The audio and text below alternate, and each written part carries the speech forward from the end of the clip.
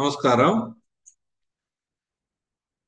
DIN document identification number.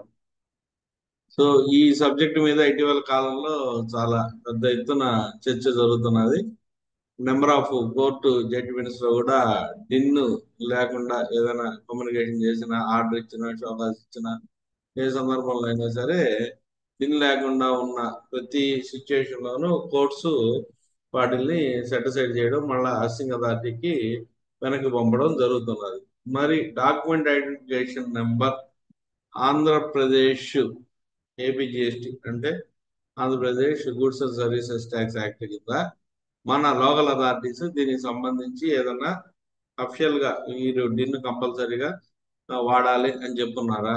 ఏ సందర్భంలో వాడక్కర్లేదు, ఏ సందర్భంలో ఖచ్చితంగా వాడాలి అనే ఇష్యూస్ మీద మనకి ఏదన్నా అఫిషియల్ కమ్యూనికేషన్ ఉందా అంటే ఖచ్చితంగా ఉందనే చెప్పాలి. మనకు 2022 సంవత్సరంలోనే అంటే 11/8/2022 నుంచి సర్కులర్ నెంబర్ 2 ద్వారా గౌరవ చీఫ్ కమిషనర్ గారు దీనికి సంబంధించిన మోడాలిటీస్, ఫార్మాలిటీస్ అన్ని ఈ సర్కులర్ రూపంలో ఇవ్వడం జరిగింది. కానీ అన్ని సందర్భాల్లో మనము డిన్ అనేది జనరేట్ చేయగలమా లేదా, ఇట్లా ఏదైనా ఎక్సెప్షనల్ కేసెస్ ఉన్నాయంటే ఖచ్చితంగా దీంట్లో ఎక్సెప్షనల్ కేసెస్ ఉన్నాయి. కొన్ని సందర్భాల్లో డిన్ జనరేట్ చేయకపోయినా కూడా దాన్ని వ్యాలిడ్ గానే భావించవలసి వస్తుంది. కానీ అల్టిమేట్ గా డిన్ అనేది లేకపోతే ఆర్డర్ ఇన్ఫ్రక్చర్స్ ఇన్వాలిడ్, ఆ కమ్యూనికేషన్ అసలు జారీ కానట్టే, కమ్యూనికేట్ చేయనట్టుగానే భావించాల్సి ఉంటుంది. ఎక్సెప్షనల్ కేసెస్ ఏం చెప్తున్నారంటే ఏదైనా టెక్నికల్ డిఫికల్టీ వచ్చినప్పుడు మనం డిన్ జనరేట్ చేయలేని సందర్భం ఉంటుంది.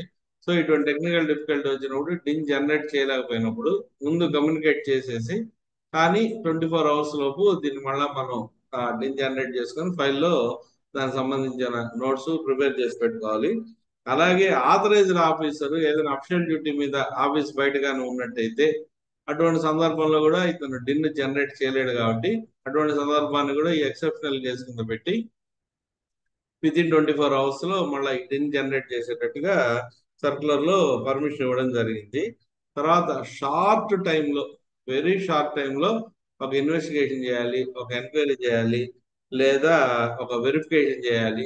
డిన్ జనరేట్ చేసే టైం కూడా లేదు. వెరీ షార్ట్ డ్యూరేషన్ లో మనం యాక్షన్ లోకి దిగాలి. డిపార్ట్మెంట్ వాళ్ళు అనుకున్న సందర్భంలో ఖచ్చితంగా డిన్ జనరేట్ చేయకుండా మనకు నోటీస్ కానీ, కమ్యూనికేషన్ కానీ ఏదన్నా ఇచ్చే అవకాశం ఉంది. సో ఈ 4 సందర్భాల్లో మాత్రం, అంటే టెక్నికల్ గ్లిచ్ వచ్చినా, షార్ట్ డ్యూరేషన్ వచ్చినా, ఆథరైజ్డ్ ఆఫీసర్ అందుబాటులో లేకపోయినా, ఇటువంటి సిచ్యుయేషన్స్ ఏదన్నా సరే మనకు డిన్ లేకపోయినా యాక్సెప్ట్ చేసే విధంగా ఇచ్చారు. కానీ నెక్స్ట్ 24 అవర్స్ లో దీనికి సంబంధించి ఇంటర్నల్ గా వాళ్ళు ప్రాసెస్ చేసుకొని దాని వల్ల రాటిఫై చేసుకునే విధంగా మనకు సర్కులర్ లో పర్మిషన్ ఇవ్వడం జరిగింది.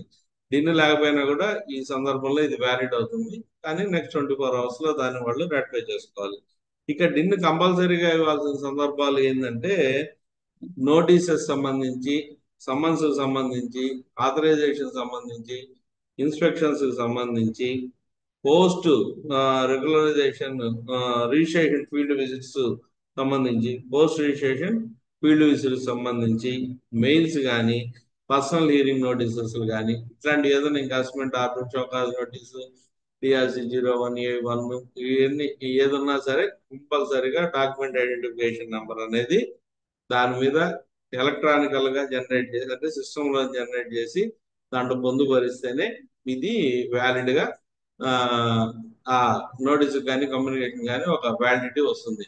అదర్వైజ్ దానికి ఎటువంటి వ్యాలిడిటీ ఉండదు. దీనికి ఏం చెప్తున్నా అంటే final conclusion, any communication which does not bear the electronically generated DIN or unique identification number shall be treated as invalid and shall be deemed to have been never issued. అసలు issue చేయనట్టుగానే భావించడం జరుగుతుంది. కాబట్టి కంపల్సరీగా ఇవ్వాలి. ఇవ్వలేని సందర్భంలో దాన్ని ఎక్సెప్షనల్ కేసెస్ లో తీసుకొని మనం కంప్లై చేసుకునే విధంగా కూడా మనకు ఇచ్చున్నారు. కాబట్టి దీన్ని జాగ్రత్తగా గమనించి మన వాళ్ళకి ఎవరికైనా ఇటువంటి సిచ్యుయేషన్ కానీ ఉన్నట్టయితే మనం ఈ సర్కులర్ నెంబరు 2/2022ని వెరిఫై చేసుకొని దాంట్లో ఉన్న గైడ్ లైన్స్ ఫాలో అవుతూ ఎక్కడైనా మనకు అనుమానంగానే ఉంటే దాన్ని కూడా మనం వెరిఫై చేసుకునే విధంగా ప్రొసీజర్ ఇస్తున్నారు. దానికి సంబంధించిన మొత్తం ఈ సర్కులర్ లో ఉన్నాయి. ఒకసారి మీరు సర్కులర్ చదివి మీ ఓన్ ఒపీనియన్ ని ఫ్రేమ్ చేసుకొని అకార్డింగ్లీ మీరు ఈ వెరిఫికేషన్ ప్రాసెస్ ని కండక్ట్ చేసుకోవాల్సిందిగా కోరుకుంటూ, ఈ వీడియో నచ్చినట్టయితే లైక్ చేయండి, షేర్ చేయండి. మొదటిసారి నా ఛానల్ చూస్తున్నట్టయితే ఛానల్ సబ్స్క్రైబ్ చేయండి. నమస్కారం.